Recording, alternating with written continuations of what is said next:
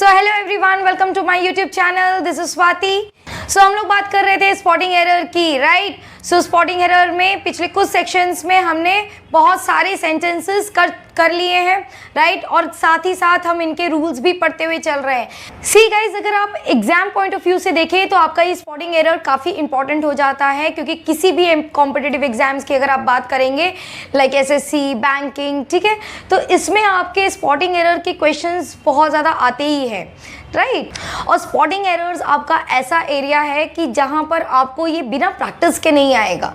Okay, so you have to keep on practicing these sentences.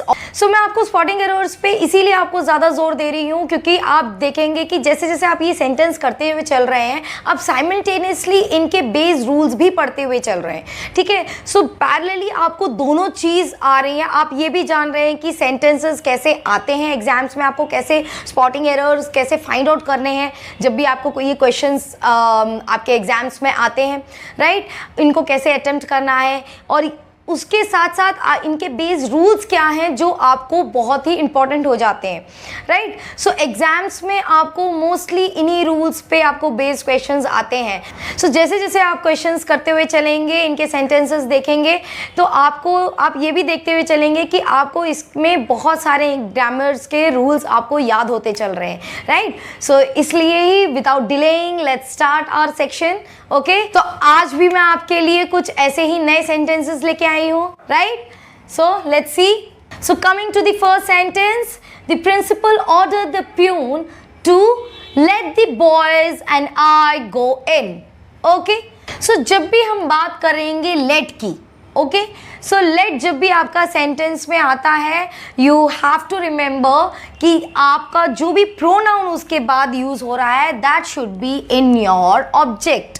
Okay, objective case में होना चाहिए, ना कि सब्जेक्टिव केस में, राइट। सो यहाँ पर ये आई आपका क्या है, गलत है। यहाँ पर आपका क्या आना चाहिए, मी, बिकॉज ये जो प्रोनाउन यहाँ पर यूज हुआ है, this should be object.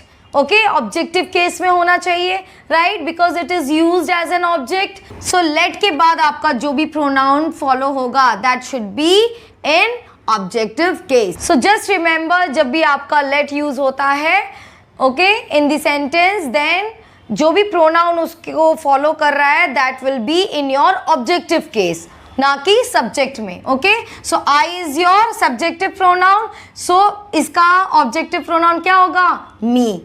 Clear? Coming to the next sentence, the candidate being a graduate, he is eligible for the post of probationary officer, right? So यहाँ पर आपका error कहाँ है? Just find out the error in this sentence. The candidate being a graduate. Okay, we are talking about a candidate, the candidate, right? So जब भी हम यहाँ पर द कैंडिडेट यूज कर रहे हैं, so there is no required of another noun और a pronoun. Okay, यहाँ पर नाउन या प्रोनाउन की रिक्वायरमेंट नहीं है, तो यहाँ पर आपका सेंटेंस कैसे हो जाएगा, the candidate being a graduate is eligible for the post of probationary officer. Clear? I hope this is clear, क्योंकि यहाँ पर आपका क्या है, ही जो है वो रिक्वायर्ड नहीं है, this should be eliminate from the sentence. He की ज़रूरत नहीं है, क्योंकि यहाँ हमने द कैंडिडेट यूज़ किया है। सो क्योंकि आपका यहाँ पर द कैंडिडेट आपका ऑलरेडी यूज्ड है, ओके, सो यहाँ पर कोई भी नाउन या प्रोनाउन की रिक्वायरमेंट नहीं है after this, right. So I hope the sentence is clear. The candidate being a graduate is eligible for the post of probationary officer. I hope the sentence is clear, right? So coming to the next sentence, he asked for permission to go out, but his father did not give, right? So उसने क्या मांगा, he asked permission to go out, बाहर जाने के लिए permission मांगी, but उसके father ने क्या किया, उसको नहीं दिया। क्या नहीं दिया, परमिशन, क्योंकि ये आपका क्या यूज हुआ है, गिव क्या है आपका, ट्रांजिटिव वर्ब है, राइट। और ट्रांजिटिव वर्ब किसके साथ यूज होना चाहिए, हमेशा it should be followed by object. तो यहाँ पर आपका ऑब्जेक्ट किसका होना चाहिए, आपको परमिशन की बात हो रही है, सो परमिशन की बात हो रही है, इसलिए आपका ऑब्जेक्ट क्या होगा, इट होगा, राइट। सो आपका यहाँ पर एरर कहाँ है, यहाँ पर, तो यहाँ आपका क्या यूज होना चाहिए, इट यूज होना चाहिए। क्लियर है? I hope this is clear. मैं एक बार फिर से रिपीट कर दे रही हूं, क्योंकि यहाँ पर गिव क्या है, आपका ट्रांजिटिव वर्ब है। This is your transitive verb. तो जब भी आपका ये ट्रांजिटिव वर्ब है, it should be followed by your object. और ऑब्जेक्ट क्या होना चाहिए, आपका ऑब्जेक्ट किसके बारे में बात हो रही है, परमिशन की बात हो रही है। सो परमिशन आपका ऑब्जेक्ट में कैसा आ जाएगा, इट। क्या यूज करेंगे आप, इट यूज करेंगे, right. So it is followed by it. Okay, I hope this is clear. Now next, you and myself will enjoy the party to be arranged in honor of the new chief justice, right? So यहाँ पर error कहाँ है, myself, what is myself? myself आपका क्या है, reflexive pronoun है कि नहीं है, रिफ्लेक्सिव प्रोनाउन है। हमने प्रोनाउन के सेक्शंस में ये देखा होगा, right? So if you guys have doubt in this, you can watch my video in pronoun, right? सो ये आपका क्या है, this is your reflexive, okay, reflexive pronoun है माई सेल्फ। और रिफ्लेक्सिव प्रोनाउन की जब बात करते हैं तो मैंने आपको बताया है कि रिफ्लेक्सिव प्रोनाउन कभी भी आपका एज अ सब्जेक्ट नहीं यूज होता है। Understood? Reflexive pronoun can not be use as an subject, okay. So यहाँ पर सब्जेक्ट की तरह यूज हुआ है, तो यहाँ पर आपका माई सेल्फ नहीं यूज होगा।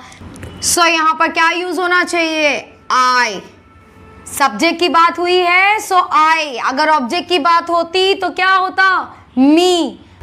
सो you and I will enjoy the party to be arranged in honour of the new chief justice.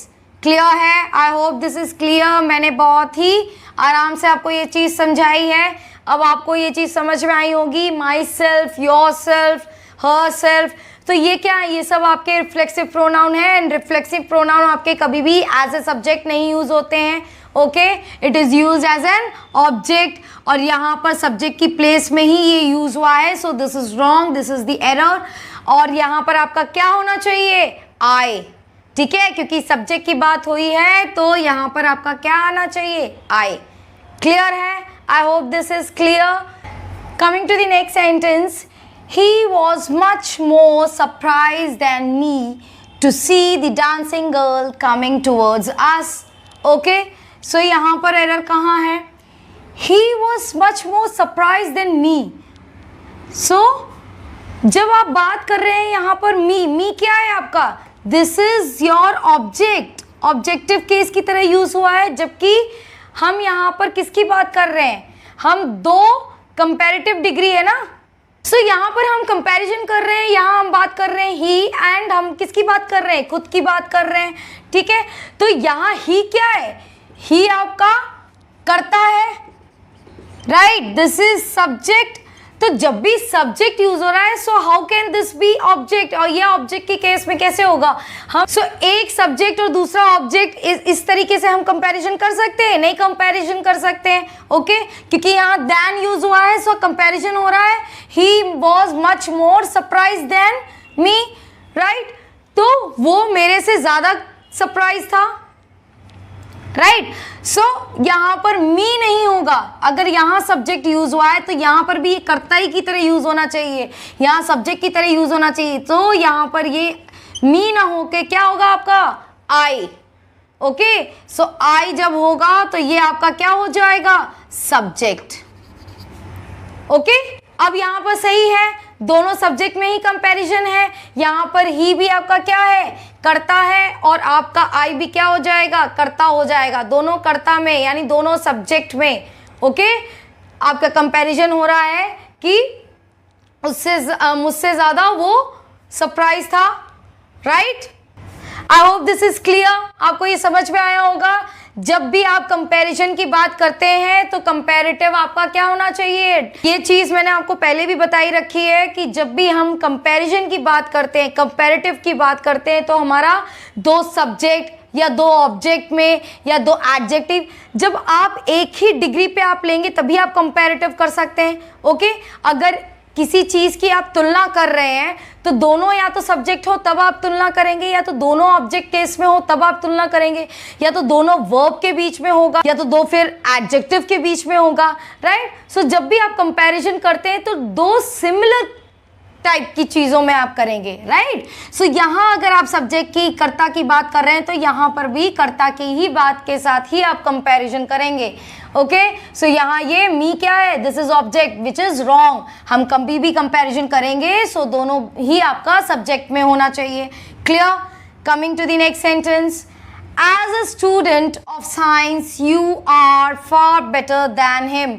Similar, उसी तरीके से सेम रूल फॉलो हो रहा है, यहाँ आपका हिम आना चाहिए, नहीं, this is the error over here, him के बदले आपका क्या आएगा, ही, क्लियर। क्योंकि यहाँ कंपैरिजन किस में हो रहा है, यू एंड हिम नहीं होगा, you and he, okay. As a student of science you are far better than he, ठीक है, उससे ज्यादा आप बेटर हैं, राइट। सो दोनों ही आपका कौन सा केस होना चाहिए, या फिर दोनों ही सब्जेक्ट हो या फिर दोनों ही ऑब्जेक्ट हो, right. I hope this is clear, आपको ये दोनों ही सेंटेंस क्लियर हुए होंगे, राइट, कि दोनों में कंपैरेटिव की बात हो रही है, कंपैरिजन की बात हो रही है। तो जब भी आप तुलना की बात करते हैं, राइट, तो तुलना आप कैसे होंगे, दो ही सिमिलर चीज़ों में ही आप तुलना कर सकते हैं, राइट। अगर दोनों सब्जेक्ट है तो आप तुलना कर सकते हैं,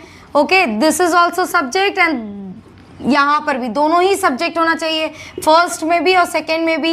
या फिर आप यहाँ पर अगर ऑब्जेक्ट की बात कर रहे हैं तो यहाँ पर भी आपका ऑब्जेक्ट की बात होनी चाहिए। अगर आप यहाँ एडजेक्टिव की बात कर रहे हैं तो इसके भी एडजेक्टिव से ही आपका कंपैरिजन होना चाहिए, ओके। सो जब भी आप तुलना करते हैं या कंपैरिजन करते हैं तो वो आपके सिमिलर काइंड में ही होना चाहिए, right. I hope this sentence is clear. So I hope आपको आज का भी सेक्शन काफ़ी इंटरेस्टिंग लगा होगा। If you really liked it then please do like and share my video, okay, and if you haven't subscribed it yet please do subscribe my channel. So आज के section में इतना ही, थैंक यू सो मच।